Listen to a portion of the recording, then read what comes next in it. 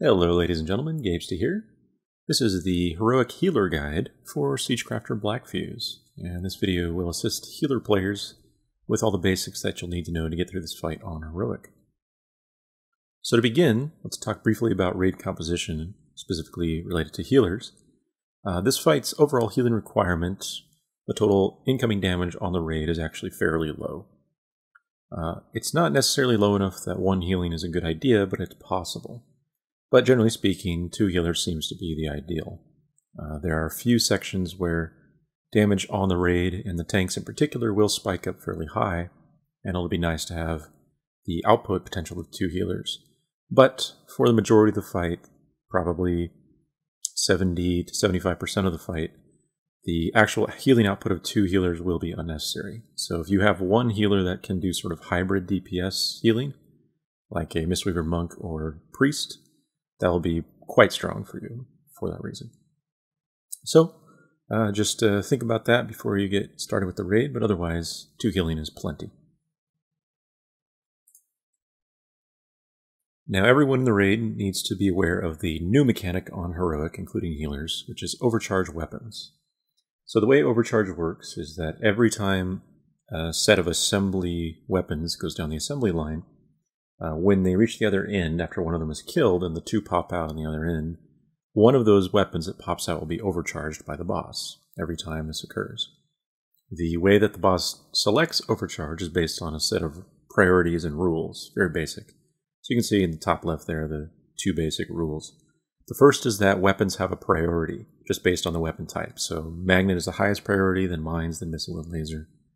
And then the second rule is that the overcharge will be targeted on the weapon with the highest priority that has the fewest total overcharge stacks thus far into the fight.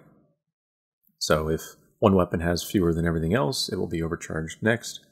And if multiple weapons have the fewest total, then it's the one with the highest priority. And that's the basic system. Pretty simple.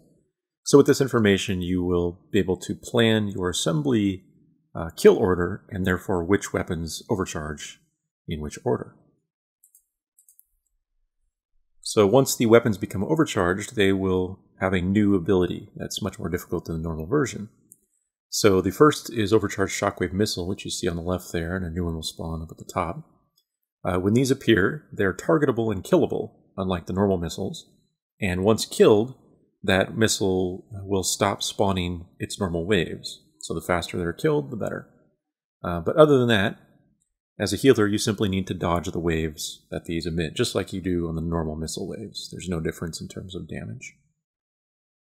Now, the second overloaded weapon, in no particular order, will be laser turrets.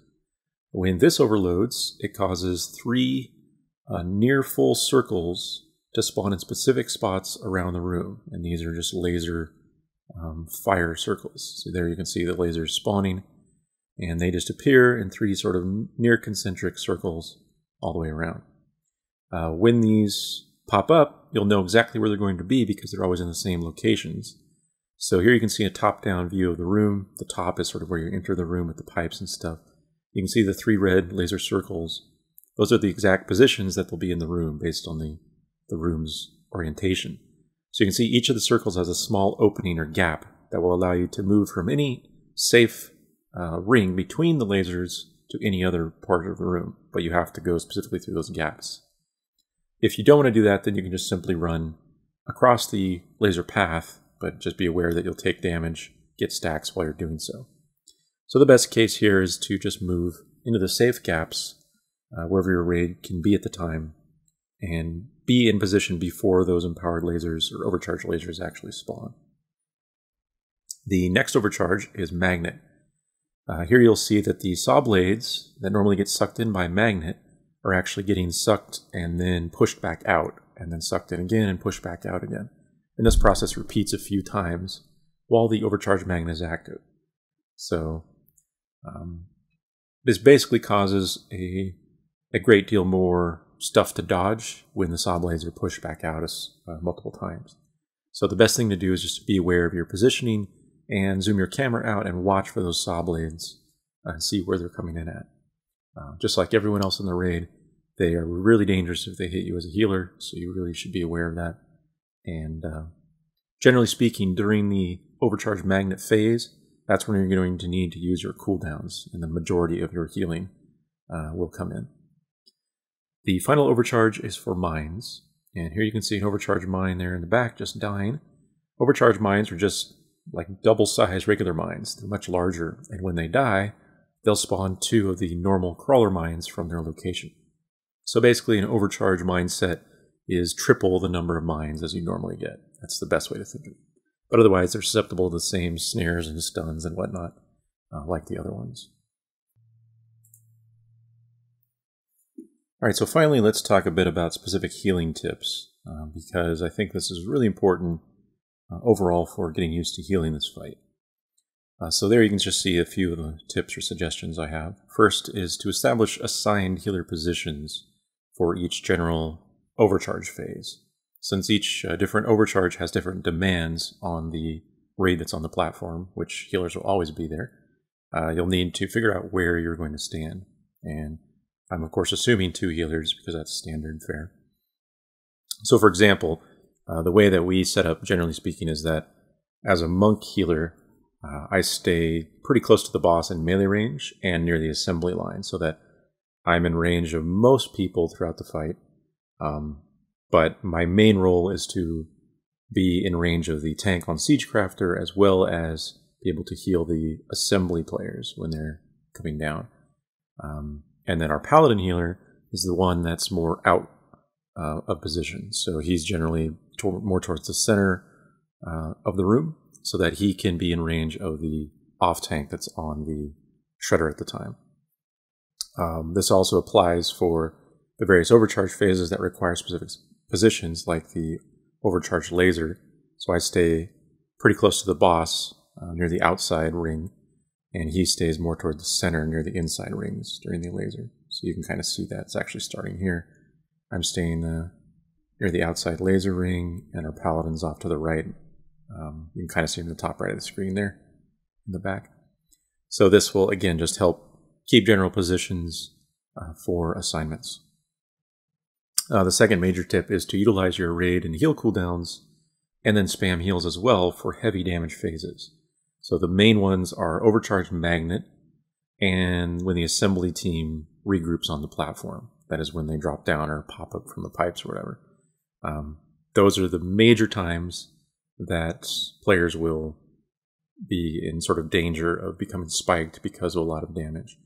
This is particularly true if you're doing the strategy that our group's doing here, which is basically to not try to kill any mines on the platform if possible, which means you're dealing with combinations like overcharged laser into overcharged magnet while missile waves are happening. The combination of those 3 plus saw blades is a potential for tons of damage. So it's going to take a lot of practice for your raid members to avoid all that, but you also need to just do your best to spam heals, because most other times in the fight, you don't really need a lot of heavy healing.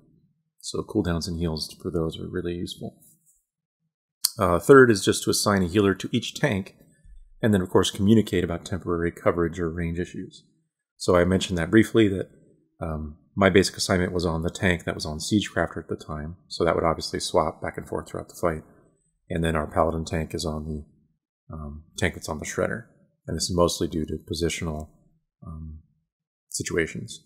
And then when one of us can't be in range of the other for any reason, for example, if our paladin gets chased by the laser, he just communicates in mumble, and I can help cover for a while.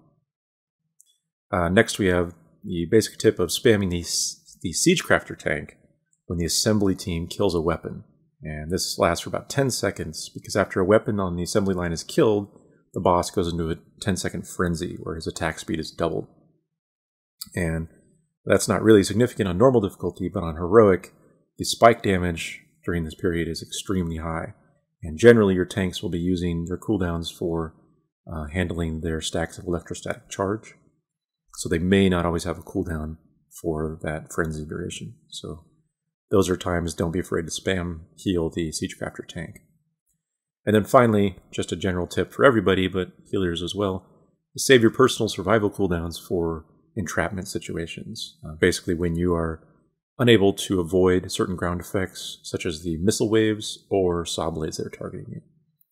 So there's one section of this footage where I got trapped between double waves of missiles, so that's when I had to use my personal cooldowns. And as long as you're prepared for that, I think most healers have sufficient cooldowns to survive even a couple hits of these ground-based effects. You just have to recognize when it's happening and preemptively do it. So I think that covers everything for the healer guide for Heroic Blackfuse. I'm not going to go into specifics in this guide about the overall raid strategies. If you want that information, there's plenty of information in the full raid guide at the bottom left there. You can check those out. But as I said, the basic idea is to get used to those spike areas and damage. Just pay close attention to those general tips I gave, and don't be afraid to utilize your healing output and cooldowns when appropriate, and sort of recognize which parts of the phase, based on your raid's overall overcharge strategy, will be those scenarios when you need to avoid those things. And then, like I said, other times in the fight, there'll be very little damage going on, which you don't have to worry about too much. So, that should do it. I hope you enjoyed. If so, please subscribe, and otherwise there'll be plenty more coming up. So thanks for watching.